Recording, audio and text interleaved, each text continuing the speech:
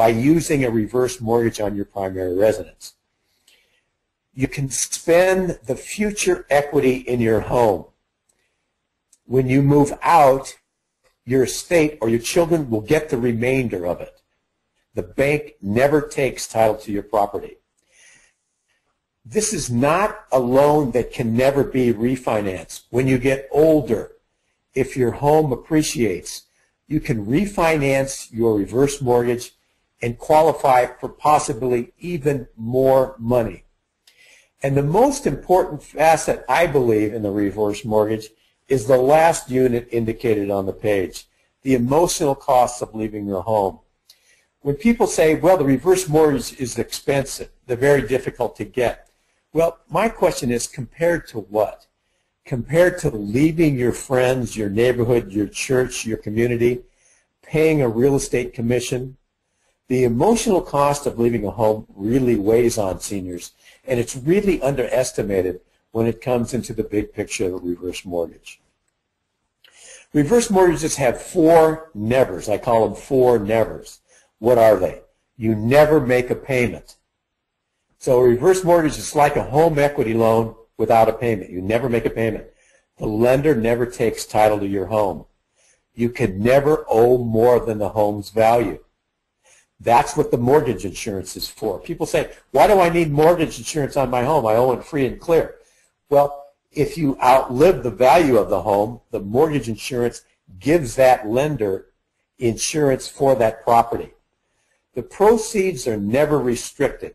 You can take your money, you can take the cash, go visit your children, you can go on vacation, you can buy a new car, you can do whatever you want to with your proceeds. They are never restricted.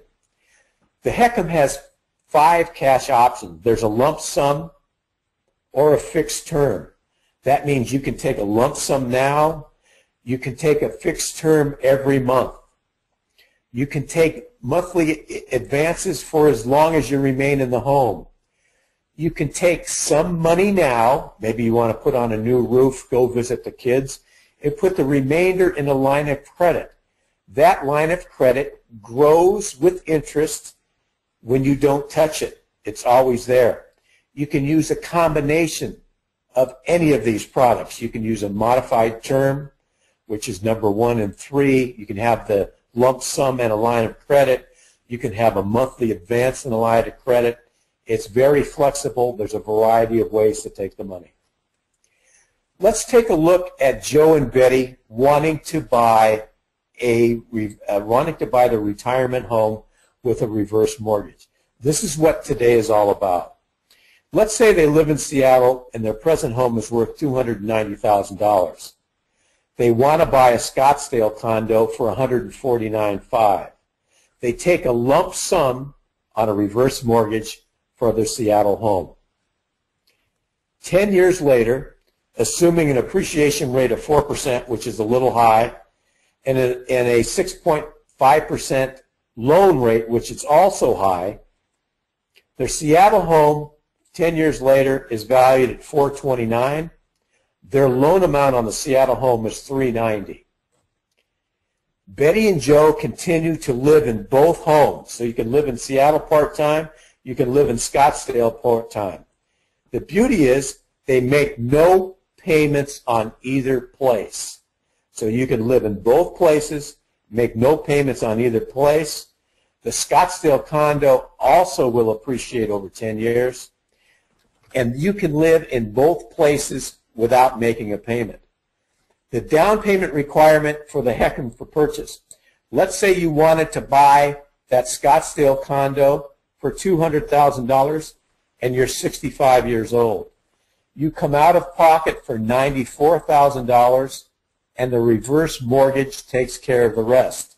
As you get older, for example, if you look at that $200,000 purchase price when you're 80, you come out of pocket for $64,000 and the reverse mortgage takes over the rest. You make no payment. The business is booming. HECMs have 90 to 95% of the market share. 450,000 HECMs have been made since 1989. As I mentioned, the national loan limit is $625,000. There's increased public awareness. The property value can continue to appreciate. But most property now is flat or going backwards. Real estate will be a great long-term hold. 10 years from now, your property is going to be worth more than it is today. There's no more equity share for the lender, as I mentioned in a previous slide. We are getting older. Somebody turns 50 every 7 seconds. 2/3 of the people who've ever turned 65 in this country are alive today. I'm going to keep moving through these slides because I want to leave some time for some questions and answers. The greatest generation, approximate size, 63 million. These people first retired in 1966. This is the greatest generation, my parents' generation. They are heroic. They're after the reverse mortgages. They also say, honey, don't worry about me. I'll be okay. The next group is the silent generation. They also are going to be qualifying, 49 million of them. I'm a member of the baby boom generation, 79 million of us. A lot of us took out home equity loans. A lot of us are going to want reverse mortgages just to stay in place and stop our payments. The importance of counseling. It's free to consumers through ARP. There's personalized software. Counselors provide info on alternative programs. Remember, there are other programs other than reverse mortgages. If you look at the website heckhamresources.org, there are other resources for you right there. The reverse mortgage generates new cash, and if you don't do well with cash, you're going to want to be cautious with how you spend it. If you get a credit line, you can use it periodically when you need it. Some consumers cannot manage money well, so be careful about professionals offering you services that you may not need. Estate planners, people offering you equity annuities, make sure you know what you're signing up for with your reverse mortgage fund. It's very important that you use that money well that you take out from a reverse mortgage. They're not from everyone. Local programs or services could be better for you. If you're looking for a way just to pay your property taxes, maybe your state and county has a property tax deferral plan. Look at those. Originally, until reverse mortgages had their fees waived, it was an expensive way to borrow money, especially in the short term. If you pay a fee up front and only take a monthly draw, it can be a very expensive way to borrow money. So make sure you do the research on other programs as well. The bottom line is you can tell somebody what it costs for a reverse mortgage, but you can't tell it what's worth to them. And I'll give you an example of that. I live in Seattle, and a friend of mine works at the Mariner games taking tickets behind home plate. She took out a reverse mortgage to buy a car. And I said to her, Marie, you're going to spend a lot of money to get that car. She says, I need the car. It's the only way that I can get it. I don't care what it costs. So you can tell somebody what it costs, but you can't tell them what it's worth to them. Some books for your consideration. I wrote a reverse mortgage book. It's called The New Reverse Mortgage Formula. Needs to be updated, but there's some basic information in there that's very helpful. Also in Real Estate for Boomers and Beyond. I've been a little long-winded today, so I'm going to turn it back over to Amy for your questions, comments, and concerns. I really appreciate your interest. Thanks, Tom. Before we take questions, let me quickly touch on a subject familiar to everyone, but especially to adult children with aging parents. That subject, worry. You worry that mom might fall again, knowing that a broken hip could initiate a rapid decline. You worry about Medicare and Medigap insurance. You worry about dad, who won't give up the car keys despite 3 fender benders in the last 4 months. Sound familiar? Not sure where to find help? Well, you can contact our Silver Advisors. These professional care managers can be lifesavers, especially for stressed out adult children of the sandwich generation, struggling to handle a busy work life, teenagers still living at home, and the complex issues associated with caring for an aging loved one, whether he or she lives close by or far away. Visit silverplanet.com to learn more. Okay, let's move on. We have just a few questions for you, Tom. And one of the listeners has asked, I thought that if I signed a reverse mortgage, that the bank could take my house. You know, Amy, that's probably the most asked question when it comes to reverse mortgages.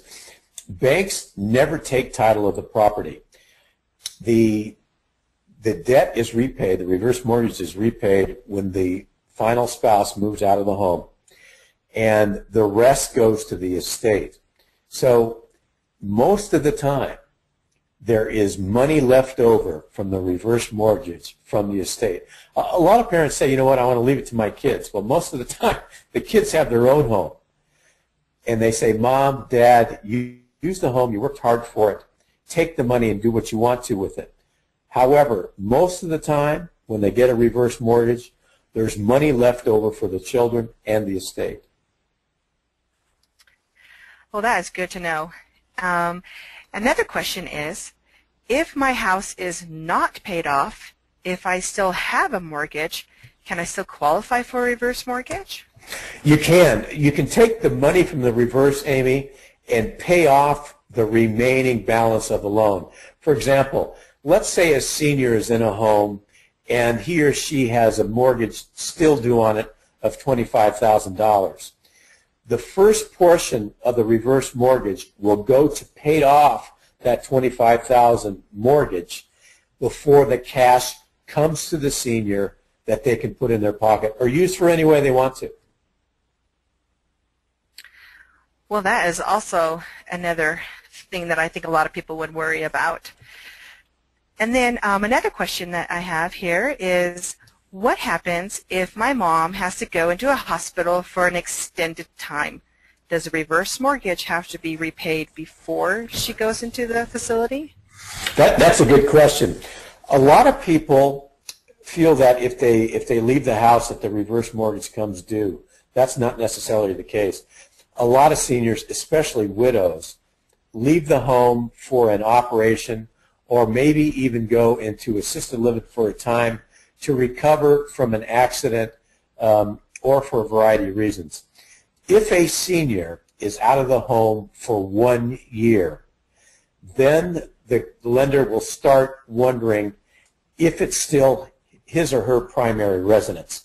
If it no longer is your primary residence, if an assisted living facility is now your primary residence, then the reverse mortgage would become due and payable. So the bank could elect to sell the home and then take the proceeds, or the senior could sell the home, take the proceeds, and give the remainder to the estate.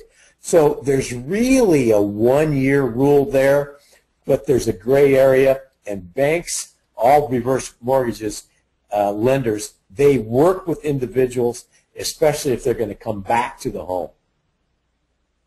Well, I'm sure every senior would love to go back to their home instead of staying in a facility. But thank you so much, Tom. And, well, it's about time to wrap things up here.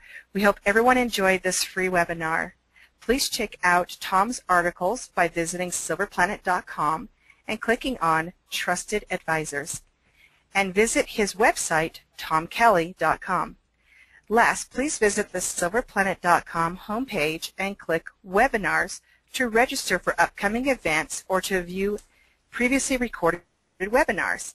And remember to tell your friends and family about Silver Planet. Thanks to everyone for attending, and thanks to our fantastic guest, Tom. It was nice speaking to you today. Thanks for having me, Amy. It was an absolute pleasure.